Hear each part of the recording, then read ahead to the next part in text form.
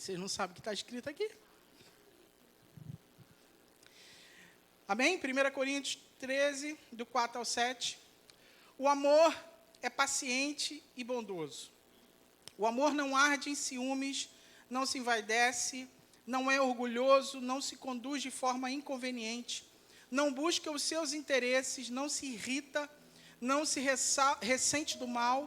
O amor não se alegra com a injustiça, mas se alegra com a verdade. O amor tudo sofre, tudo crê, tudo espera, tudo suporta. Amém? Podemos orar? Pai, nós nos entregamos ao Senhor nessa hora, momento, Pai, em que precisamos ouvir o Senhor. Espírito Santo, eu te peço, fale aos nossos corações aquilo que nós necessitamos ouvir nessa noite, Pai. Que o nosso entendimento seja aberto, ampliado, Pai, nesse lugar, para que possamos, ó Deus, refletir sobre a sua palavra, aprender do Senhor e sairmos daqui nessa noite edificados, Pai, e sobretudo compreendendo a natureza do teu amor cada vez mais. Aquilo que o Senhor nos chama a fazer, a viver, Pai, a amar.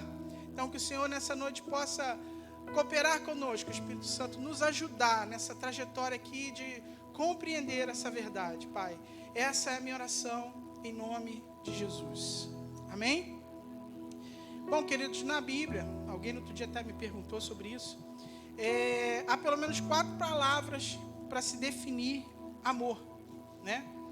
E eu vou citá-las aqui, eu vou dar para você também a interpretação, na verdade, o que cada amor significa, e não é algo novo, mas eu queria que a gente fizesse essa reflexão aqui. A palavra que mais vai aparecer na Bíblia para se referir a amor é o ágape, e esse você já sabe que é o amor de Deus, é o amor incondicional, é vontade, escolha, sacrifício. Então, toda vez que a gente fala de amor, o amor ágape, a gente está falando de uma escolha, de uma vontade, de uma decisão que cada um toma e faz por amar. Então, não tem nada a ver com sentimento, a gente vai falar sobre o sentimento aqui, mas esse amor ágape, é uma escolha e uma decisão sua, de você decide amar. Isso é o amor ágape. É o amor que não nasce no coração do homem. Então, o homem não tem amor ágape em si nele. Ele precisa de Deus. Ele precisa do Espírito Santo para que o Espírito Santo coloque esse amor. Por isso que o mundo, sem o Senhor, não tem esse amor. Você não pode cobrar esse amor do mundo. Mas todo aquele que é nascido de Deus precisa amar como Deus ama. Amém? O outro amor que a gente vai ver descrito na palavra também é filia, ou costumeiramente a gente fala filéu, mas na verdade filéu é o verbo que se conjuga em amar.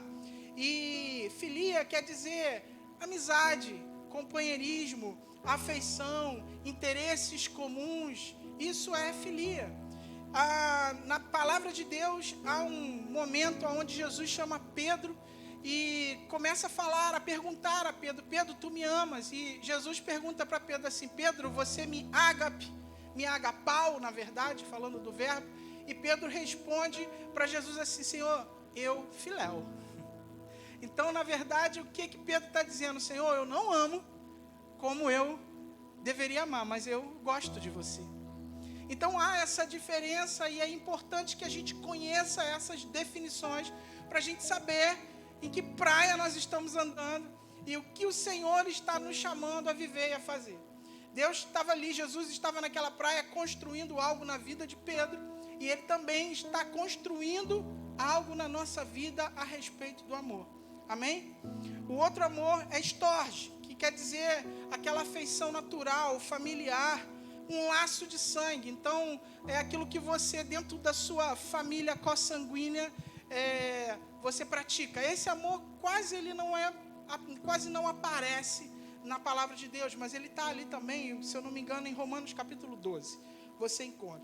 E o outro amor é o eros, que é o amor romântico, que fala daquele sentimento que a gente chama de paixão. Estou apaixonado. Daniel, aí, e a Lana, já ia falar também de novo. Misericórdia, gente. Misericórdia de mim, mas eu vou ter que acostumar com esse negócio. Então, o Daniel e a Lana estão vivendo aí, né, uma paixão.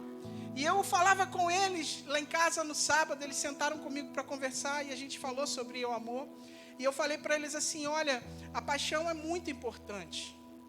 A paixão numa relação, num casamento, ela não é uma coisa desprezível. Você não pode admitir que a paixão acabe, mas ela não é o fundamento da relação de uma casa. O fundamento é o amor ágape, a decisão. Por isso, quando Jesus fala, marido, ame a sua esposa como Cristo amou a igreja, ele está falando desse amor. Ele não está falando do eros. Porém, o eros é necessário. Agora, o eros é o quê? É fogo, gente. E como é que se mantém um fogo aceso? Combustível, né? Então, já vai a dica, fica a dica aí para você, entendeu? Tá faltando paixão lá em casa. É porque você não está dando combustível. Você não está botando os combustíveis para queimar, as coisas para queimar, para gerar fogo.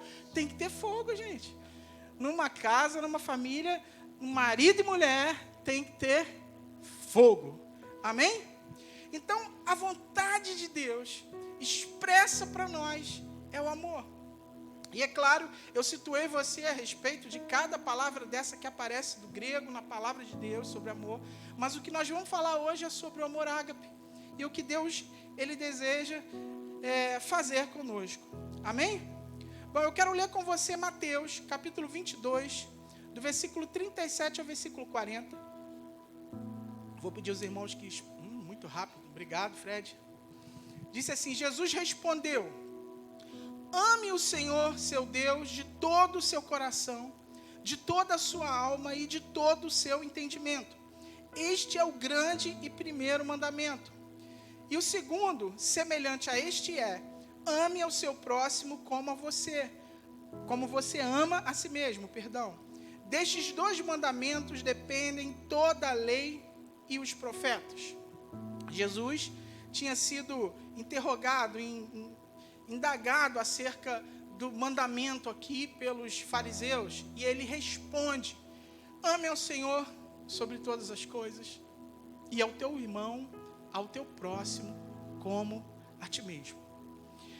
Nesses 2 textos, de 1 Coríntios, capítulo 13, e Mateus 22, a palavra é a mesma, ágape, tá? Na verdade, Jesus está dizendo assim, agapeses o Senhor teu Deus e agapeses o teu próximo como a ti mesmo. Então perceba que ele não troca a palavra, ele não usa 2 palavras para definir amor. Aqui nesse texto ele está usando a mesma palavra, amor, ágape. Ele está dizendo, você tem que amar a Deus de forma sacrificial.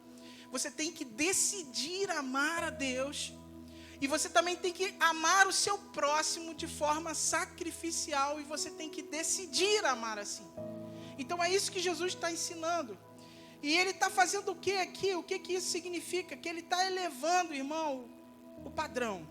Jesus não está mandando amar ao próximo como um amor baseado em afeição natural.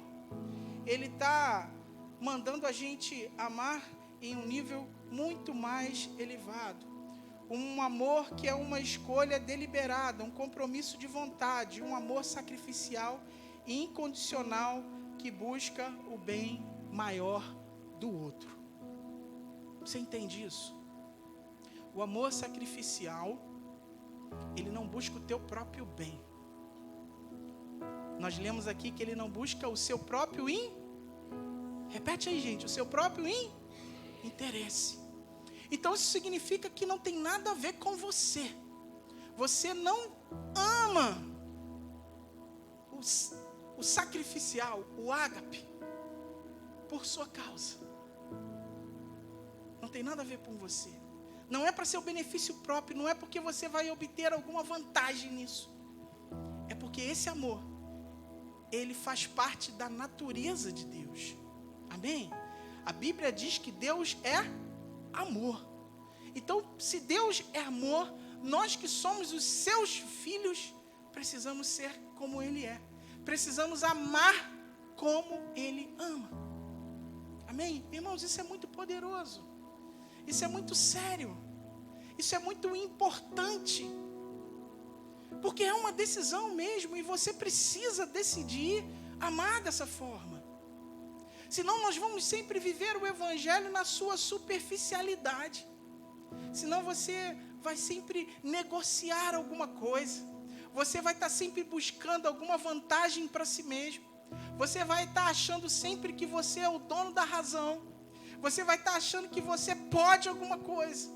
Mas quando você entende e ama esse agapau ou agapeses, aí, amado, a coisa é muito mais profunda. Você sai do lugar. E agora quem está no lugar é o Senhor. Amém? E Jesus, ele, em Lucas, capítulo 10, eu vou dar para o Fred logo abrir aí, capítulo 10, versículo 30 ao versículo 37, Fred.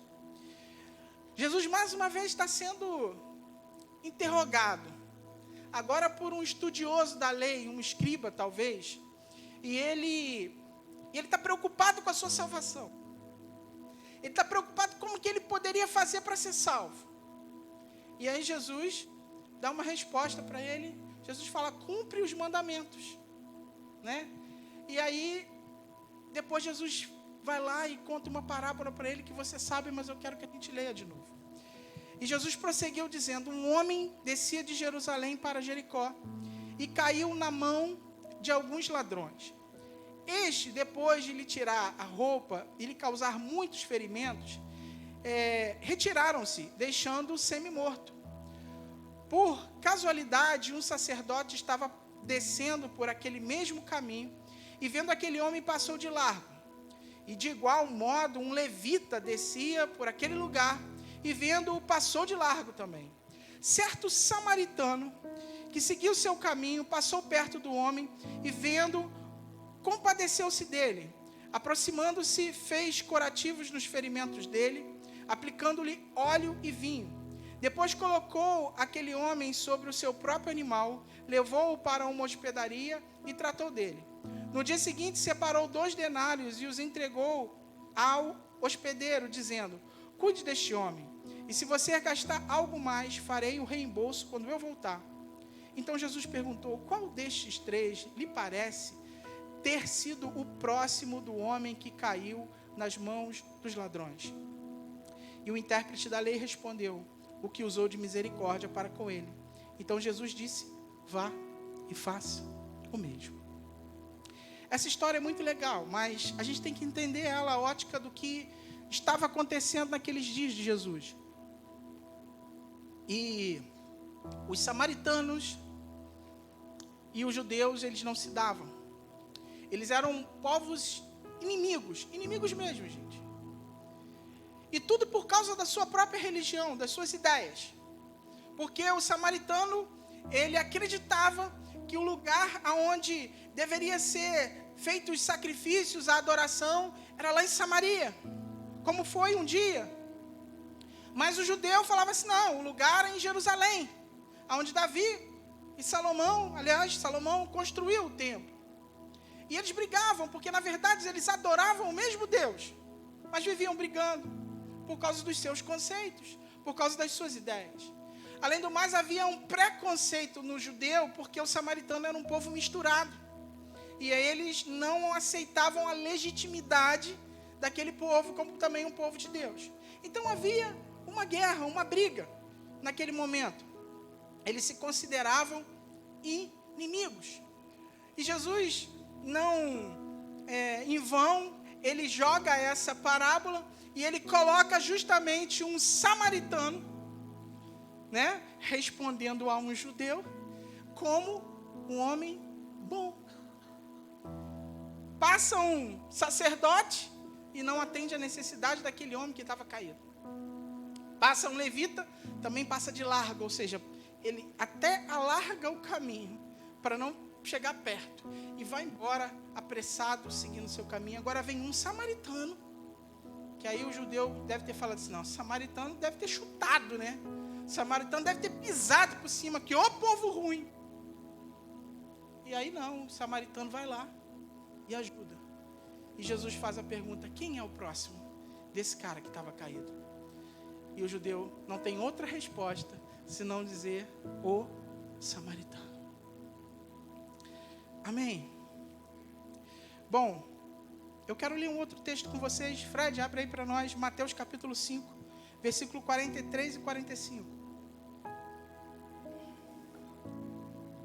Diz assim: vocês ouviram o que foi dito? Ame o seu próximo e odeie o seu inimigo? Eu, porém, lhes digo, amem os seus inimigos e orem pelos que vos perseguem, para mostrarem que são filhos do Pai de vocês que está nos céus. Porque Ele faz o seu sol nascer sobre maus e bons e vir chuva sobre justos e injustos. Quem lembra desse mandamento de Jesus? Ninguém lembra? Amém, alguns lembram. E aí, amado, não dá para a gente olhar algo assim que Jesus está falando e tentar relativizar. Não dá para a gente pegar isso aqui que Jesus está dizendo e tentar encaixar uma coisinha diferente, dizer assim, não, Jesus, ele não estava querendo dizer propriamente isso. Foi mais ou menos assim, mas não é isso que ele estava dizendo. Não dá para a gente buscar uma outra interpretação aqui. Ele está dizendo que nós precisamos amar o quê? Os nossos inimigos. É isso que ele está falando para a gente. Amem os seus inimigos e orem pelos que vos perseguem. Orem pelos que perseguem vocês. E amem aqueles que são inimigos de vocês. Agora, que palavra você acha que é essa aqui de Mateus capítulo 5, 43, 45? Será que é estos? Será que é filos? Ágape. Ora, mas nós não falamos aqui, Kennedy, que o amor ágape é o amor sacrificial que você decide amar e se sacrifica. Não é esse? Então Jesus está falando para você se sacrificar pelo seu inimigo. É isso, irmão? Você tem estômago para ouvir isso essa noite? Porque precisa. A gente precisa. Mas é isso que Jesus está falando. É esse evangelho que foi pregado para nós. E é esse evangelho que a gente precisa viver. E não outro. Amém ou não amém? Não dá para a gente relativizar aquilo que Jesus está falando. Não dá para a gente encontrar um meio termo. Não dá para a gente dar uma desculpa para Jesus e falar assim, Jesus, olha, eu ainda não alcancei essa verdade. Olha, Jesus, eu sei que está escrito, mas o Senhor vai ter que fazer um anjo descer do céu, tocar na minha cabeça com brasa viva do altar, e aí eu vou pular, vou rodar, aí sim eu vou amar o meu inimigo, vou me sacrificar por ele, vou orar pelos que me perseguem, todo dia vou botar o joelho no chão e vou orar por eles. Irmão, isso não vai acontecer. Sabe por quê? Porque o amor ágape é uma decisão. É uma escolha. É você que decide. Então, não espere uma unção sobrenatural descer do céu para você aprender a amar. Decida amar. É uma decisão. É olhar para Jesus e falar, eu preciso ser como Jesus. Eu preciso me parecer com esse Cristo. É o que a palavra está me chamando a fazer e a viver. Então é isso que eu tenho que fazer. É uma decisão. Por mais dura, pesada, difícil que seja. Amém? Isso foi uma introdução. Queridos, o tema dessa mensagem, se você quiser anotar, talvez o Fred precise, é o amor para o tempo presente. É esse amor que nós precisamos para o tempo em que nós estamos vivendo. E agora eu quero bater um papo com você, de verdade. O amor é a melhor resposta que a igreja pode dar nesses últimos dias e nos últimos acontecimentos que nós temos visto no mundo. O Gabriel começa falando sobre ouvir notícias, né, Gabriel? E sobre se frustrar com as notícias, sentir tristeza. Eu não sei se você está bem inteirado, mas foi uma semana muito louca. Uma semana de muitos acontecimentos que tem tudo a ver com o amor. Na verdade, com a ausência do amor. O que a gente precisa é entender que a única resposta para essa geração é esse amor. Amados, não é estroge, não é filéu, é ágape. E se a igreja não manifestar esse amor no tempo presente, Jesus não será visto. Porque ele disse o seguinte: vocês serão conhecidos como meus discípulos quando vocês decidirem dar a vida uns pelos outros. E aí vocês serão meus discípulos. Aí vão identificar vocês comigo. Então não é a igreja que você vai, entre aspas, porque a igreja só existe uma. Não é quantas vezes você vai. Não é o que você sabe.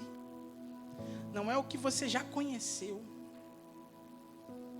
que faz a diferença. É o que você pratica. É o que você faz com o que você recebeu da parte de Deus. Entende? Então, não adianta falar que ama sem praticar o amor. É tolice, é engano, é mentira, não é evangelho. É preciso praticar. E quando nós praticamos o amor se manifesta no meio dessa geração. Eles têm a oportunidade de conhecer Jesus através do amor.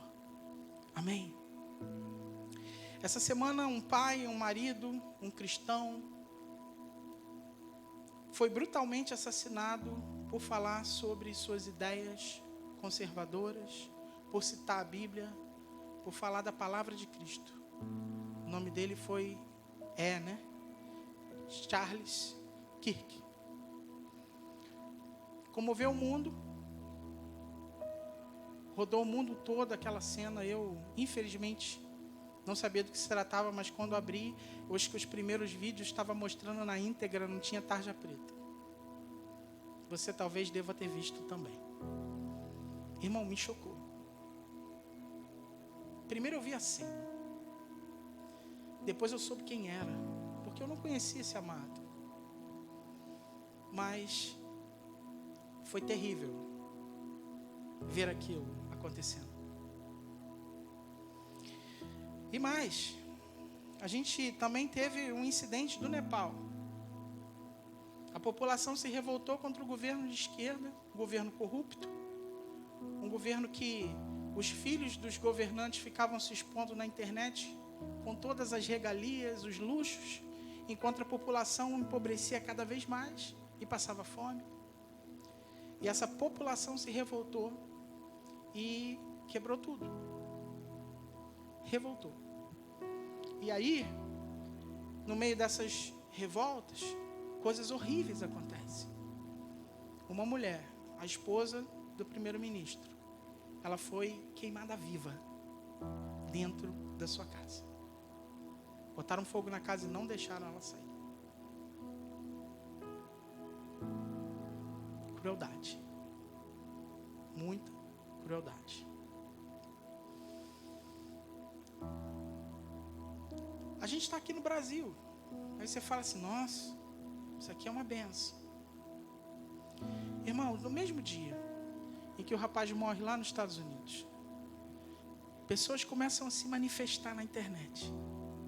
Inclusive um capixaba, ele chega e faz uma declaração: Nicolas, você é o próximo, eu vou te matar. E o cara foi lá e foi preso. Ele ameaçou um deputado federal. Ele achou que fosse ficar impune. E outras ameaças começam a surgir, irmão. Outras, e outras, e outras. Até o próprio juiz Fux, uma menina que trabalhava também numa repartição pública lá de Brasília, ela fala, esse juiz Fux tinha que morrer. Foi demitido. Um médico, neurocirurgião, ele comemorou a morte do Kirks. Uma outra médica também fez a mesma coisa. Um ativista de esquerda no Brasil, não sei se você conhece ele, mas ele é conhecido como Peninha. Ele também comemorou. Essas pessoas estão sofrendo as suas sanções, as suas barbaridades, mas a gente está vivendo um tempo muito difícil. Sem falar, amados, na injustiça que a gente viu essa semana. Um tribunal altamente contaminado pela sua ideologia. Um tribunal político e não justo, que está julgou pessoas, condenou pessoas, sem o devido julgamento. Um processo fora da sua legalidade, fora da sua jurisdição. Sabe? Querido, tem pessoas que estão presas, que já foram condenadas, como aquela menina do batom, a 14 anos de cadeia. Muito mais do que traficante, do que assassino, do que estuprador. Penas pesadas. O que é isso? É injustiça. E por que a injustiça está imperando no mundo? Porque falta o amor da igreja. A igreja não está fazendo o que ela deveria fazer. Ontem eu estava com o David lá em casa e a gente passeou por diversas denominações na internet.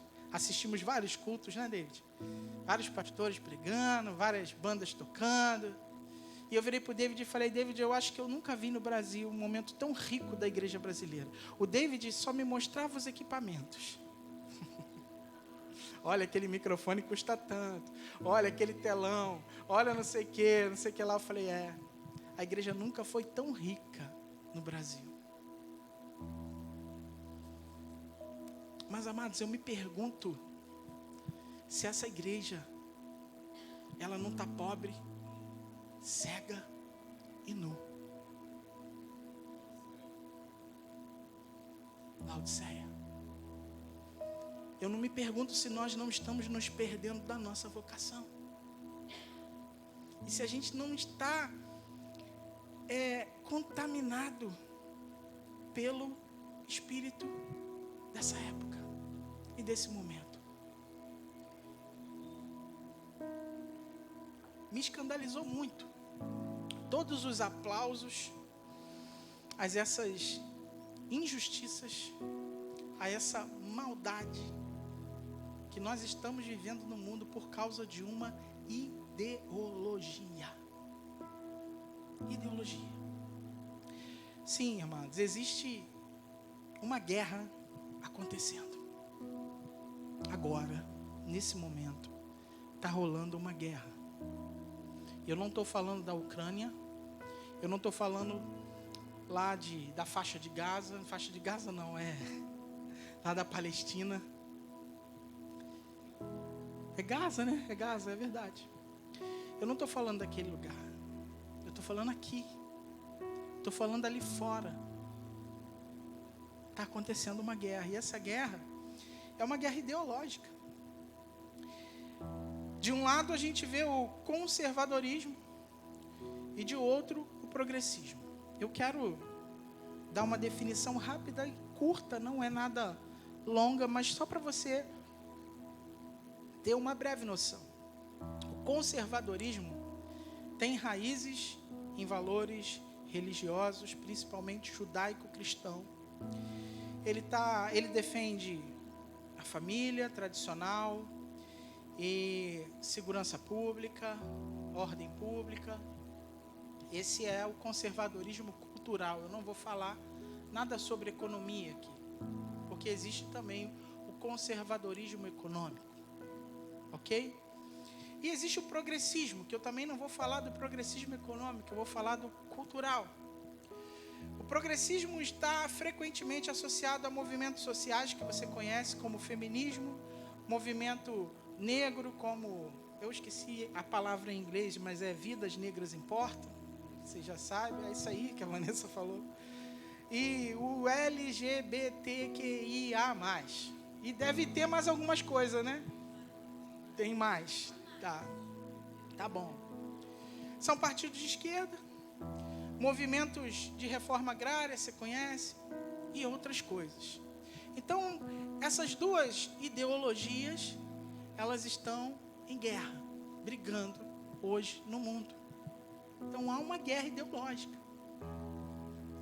E nós somos conduzidos a buscar lados. Escolher um lado. Para ficar. Você não tem jeito.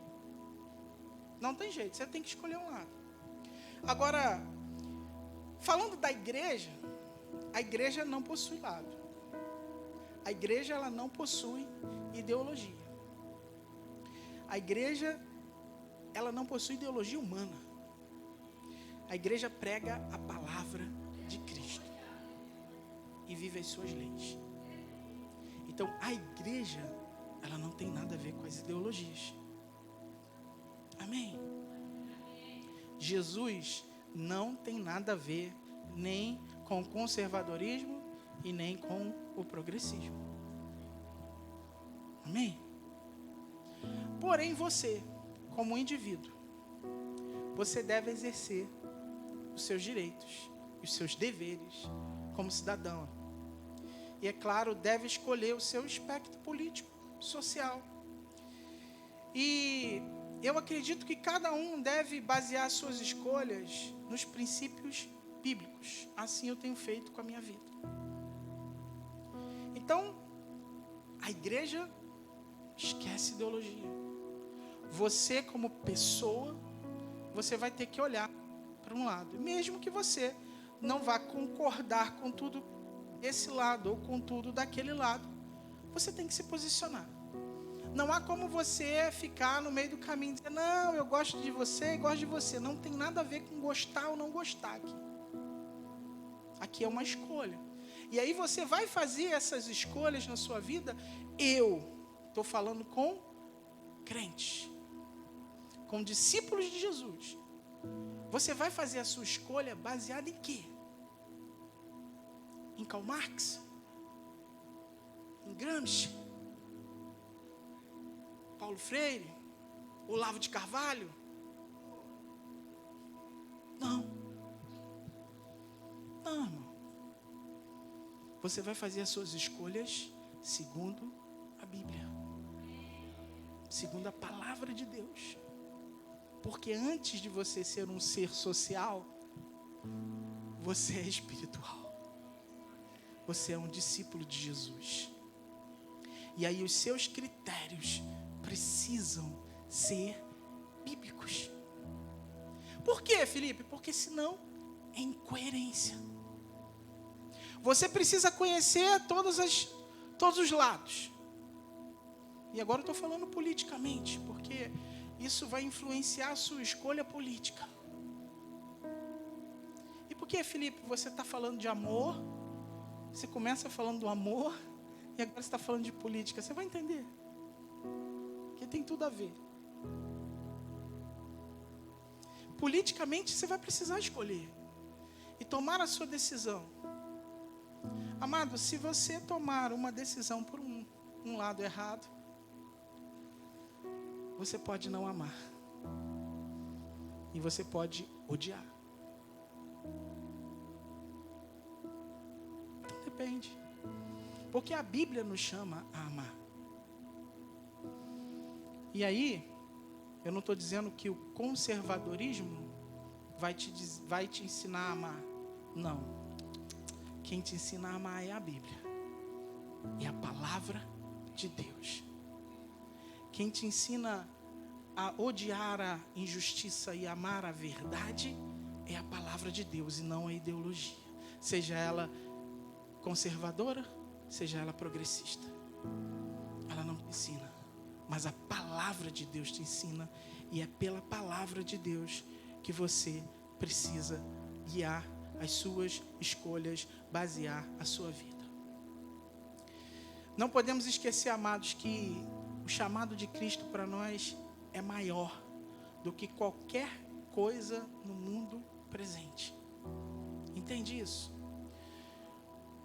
Quando as leis, os homens ou as ideologias tentarem nos impor algo diferente do que a Bíblia, a palavra de Deus nos orienta, nós precisamos abandonar todas elas e ficar com Cristo. E eu estou falando de tudo, irmão. Tanto do conservadorismo quanto do progressismo. Se algum dos lados faz você viver de forma oposta àquilo que o Senhor Jesus te chama a viver, abandone. Deixe, porque maior é a vontade de Deus e o chamado dele para a sua vida como igreja. Eu quero lembrá-los que somos transformados à imagem de Cristo. Como Cristo se comportaria no cenário que nós estamos. Vou perguntar de novo.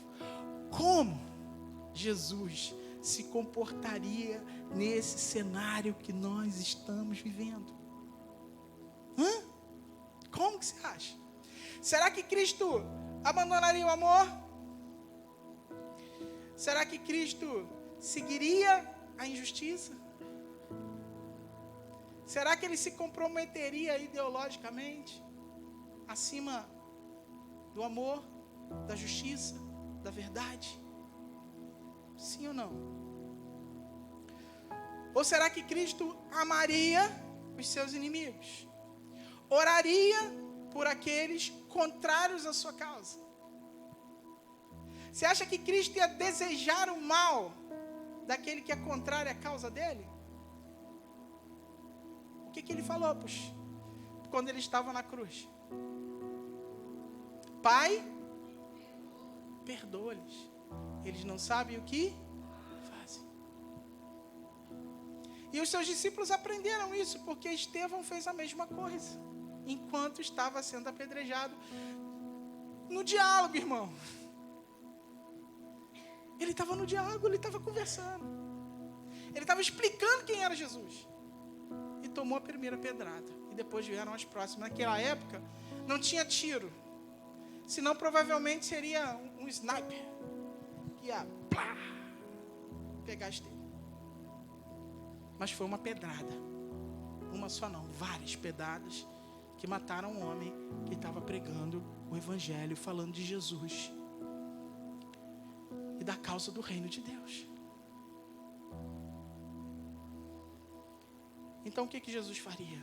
Jesus não se envolveria com nada desse mundo. Eu sei que nós somos provocados nesse tempo presente que nós estamos a pagar com a mesma moeda, quando a gente olha para as injustiças. Nós somos provocados a aplaudir a injustiça, a odiar aqueles que se opõem a nós. Mas onde está o Cristo em nós quando fazemos isso? Aonde está Jesus em você? Quando você aplaude a injustiça ou quando você deseja o mal daquele que está só querendo o teu mal. A parada é séria, né? Mas nós não somos todo dia, quando você liga a televisão, quando você vai para o noticiário, você não é ali, né, David? Como é que foi que você me falou essa semana? Estou enojado, né? Estou enojado, cara. Falei, eu também. E a vontade de tu, cara, vamos lá, vamos fazer alguma coisa. Mas esse não é o nosso chamado. O nosso chamado, querido, é assumir uma posição, uma postura de uma vida de caráter íntegra, e com a nossa vida a gente confrontar essa sociedade. A gente ensinar para essa sociedade qual é a vontade de Deus e revelar o reino de Deus para essa sociedade. Por isso a gente precisa, como cidadão também, fazer aquilo que é o certo, escolher da forma certa. Pelo menos, amado, da maneira mais certa possível. Mais certa possível. Repensar conceitos. Repensar valores. Repensar posicionamentos. A gente precisa. Porque a gente tem que basear a nossa vida na palavra de Deus. Talvez a gente tenha parado de orar como a gente orava pelo Brasil. Eu sei que a maioria daqui são conservadores. Eu vos conheço. E quando a gente buscou um governo conservador, nós oramos. Mas aí entrou um governo progressista e nós paramos de orar. Por quê?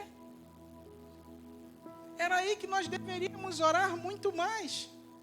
Clamar ao Senhor muito mais. E pedir ao Senhor que certas pautas não fossem aprovadas. Porque nós sabemos que elas são opostas à nossa fé. Só por isso. Não porque nós amamos uma ideologia. Mas porque essa se opõe àquilo que a palavra de Deus manda eu fazer. A palavra de Deus fala para eu não matar. Como que eu vou aprovar um aborto? Como que eu vou aprovar um governo que quer o aborto? Eu não posso. E aí eu preciso me posicionar como cristão e preciso me posicionar socialmente, como cidadão. Amém, queridos? Você entende? A sua posição, a sua postura. Olha o voto aí, gente.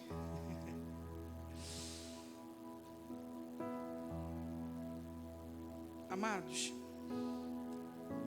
o tempo da nossa aprovação está perto. E quando eu digo provação, é provação mesmo. O rapaz que morreu nos Estados Unidos. Não, tá bom, ainda tem água aqui. O Charles, eu já estou falando em inglês, né? Charles. Mas o Charles, falando em português, ele era um cristão. E perguntaram para ele o seguinte: depois da sua morte, como você quer ser conhecido? E ele falou assim: pela minha coragem, mas principalmente pela minha fé. Alguém perguntou para ele: você é cristão? Ele falou assim: radicalmente cristão. E perguntaram por quê? Ele falou: porque Jesus me salvou. Porque eu sou pecador e Ele me salvou. E eu dedico a minha vida a falar dele. Um cara cristão, corajoso no seu tempo, de verdade. Por que você acha que ele morreu? Você acha que ele morreu porque ele era conservador? Não, amado. Ele morreu porque o diabo tinha raiva dele. Ele morreu porque o diabo tinha muita raiva dele. Porque ele estava conseguindo pregar para muita gente. E aí? O que você vai fazer? Parar de pregar o evangelho? Esse evangelho que diz não à morte, ao aborto. Esse evangelho que diz que o casamento precisa ser entre um homem e uma mulher. Querido, a gente não está falando de perseguir ninguém. A gente não está falando de odiar ninguém. Pelo contrário, nós estamos falando de amar. Amar. Esse é o tempo de amar. E quem a gente vai amar? essas pessoas que vêm para nos perseguir. Preparem-se. Há um levante muito forte no mundo. Muito forte. E a igreja já está, ela não será. Ela já está sendo perseguida. Eu vou te falar, tu sabe por que a igreja não está mais perseguida? Sabe, Gabriel? Porque ela ainda não se posicionou. Porque ela não está incomodando o inferno. Porque ela não está manifestando esse amor. Porque o diabo não quer que esse amor seja visto. O diabo não quer que esse amor seja conhecido. Porque ele sim é revolucionário. Esse amor causa um conflito enorme nesse mundo. Jaz no maligno. Ele causa ódio no mundo. Porque as pessoas não querem. Elas não querem amar. Elas não querem. Mas a igreja de Jesus, ela precisa revelar esse amor para essa geração. Então, a resposta para tudo que nós estamos vivendo no tempo presente é o amor. Sobretudo, Jesus jamais compactuaria com a justiça. Ele pregaria a justiça e lutaria por ela até a morte. Foi isso que ele fez? Sim ou não? Sim. Mas qual justiça? Por qual justiça Jesus lutou? A divina, é claro, que está presente na palavra e não aquela que distorce o direito. Igreja, este mundo não precisa de uma ideologia perfeita. Não é direita, não é esquerda. Nenhuma delas é perfeita. Não é o progressismo, não é o conservadorismo. Não são essas as soluções para essa geração. A nossa ideologia não é a melhor. A sua ideologia não é a melhor. Eu sou conservador, a minha ideologia é melhor. Eu sou progressista, a minha ideologia é melhor. Mentira. Não existe. A solução para esse mundo não é a ideologia. O único, e eu vou repetir, o único caminho é Jesus. O único caminho é Jesus. Cristo em nós, a esperança da glória. Cristo em você, não é a tua ideia, não é o que você ouviu na sua escola, não é o que você está ouvindo na televisão.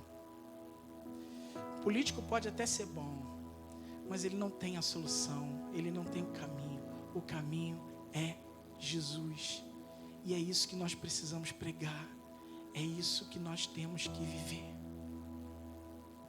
Porém, não seja incoerente com a palavra de Deus em suas escolhas. Ame toda e qualquer pessoa. Não se alegre se amanhã, eu sei que o que eu vou pedir você é muito difícil, mas se os juízes iníquos da nossa nação forem presos, perderem os seus cargos, se for feito justiça, não se alegre. Kennedy fez um pigarro na garganta ali, deu um negócio ali. Dar glória a Deus é diferente. Porque quando você se alegra, você faz assim. Fiz igual o pastor Antônio. Tu viu? Tu viu, Juliano? Fica na cabeça, né? Irmão, dá glória a Deus. Glorifica. Ora contra a injustiça. Ora contra a maldade. Não se alegre se o rapaz que deu o tiro na cabeça do Charles, ele recebeu uma pena de morte. Não se alegre. Não se alegre. mas glorifique a Deus por toda a injustiça punida. É diferente. Isso é maturidade, é crescimento, é avanço. Então seja guiado pela palavra de Deus. Ame com um amor sacrificial, com um amor que te chama a dar a vida por aquele que você olha e fala, por esse não. Por esse não. Não, por esse não vou dar minha vida, ele não merece. Quem é você para dizer que alguém merece ou não merece? Você é bom por um acaso? Jesus falou que nenhum de nós é bom. Bom é o Pai que está no céu. E se o Pai que está no céu decide justificar o injusto, o malfeitor, o mau caráter, o ladrão,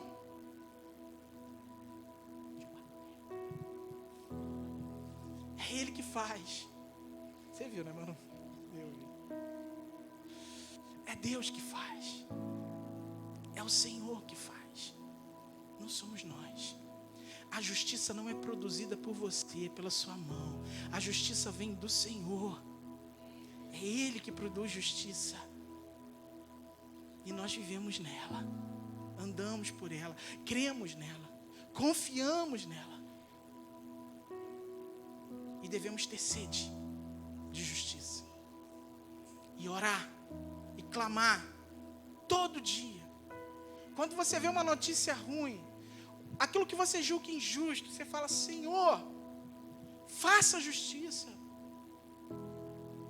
Una os malfeitores. Senhor, eu oro por ele. Peço ao Senhor que ele te encontre. Que ele encontre a Cristo. Amado. O nível maior da sua maturidade é quando você desejar que o teu inimigo esteja na eternidade contigo. Quando você orar por ele, falar, Senhor, que ele te conheça, esteja na eternidade contigo.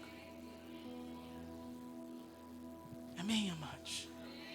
A gente precisa amar.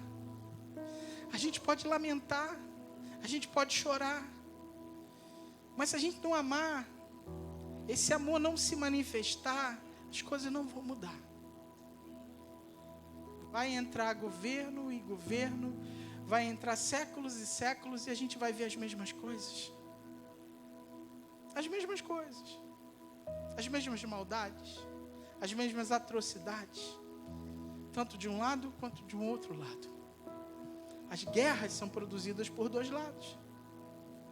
E todos os dois lados numa guerra matam, destroem. Tudo bem. Alguém pode dizer, mas é em defesa de algo. A gente não vai discutir isso aqui. Porque não cabe à igreja. A igreja deve pregar o Evangelho de Jesus. E o Evangelho de Jesus te manda amar. Amém? Eu queria terminar diferente hoje, não com uma canção, mas que a gente concluísse com uma oração. Não só pelo Brasil agora, mas pelo mundo. Manifestações estão acontecendo em diversos lugares do mundo, irmãos. Isso diz que o mundo está um barril de pólvora. Irmãos, preste atenção no que eu estou dizendo para vocês. A China estava fazendo um desfile lindo das suas armas. Os Estados Unidos está mostrando elas aqui pertinho no Mar do Caribe, o seu poderio. Vocês estão entendendo? A gente precisa orar. Orar. Eu não sei o que está vindo. Se for o tempo da manifestação da vinda do nosso Senhor, a gente sabe que o bicho vai pegar. Mas isso não significa que você não tenha que amar. Você vai continuar amando. Então essa é a palavra para você. O amor, a resposta para o tempo presente. Você deve ter alguém no seu trabalho, talvez em casa, ou na escola, não sei, que é oposto à sua ideologia. E você é tentado a pegar e querer esganar o pescoço dele, mas não é isso que Deus quer. Deus quer que você o ame. Amém? De todo o coração. E ore por ele. Quantos amigos? A Vanessa tem uma dúzia que vai para o Facebook ficar falando um monte de coisa lá. A gente tem que amar. Amar. Amém? Você recebe isso? Então vamos nos colocar de pé.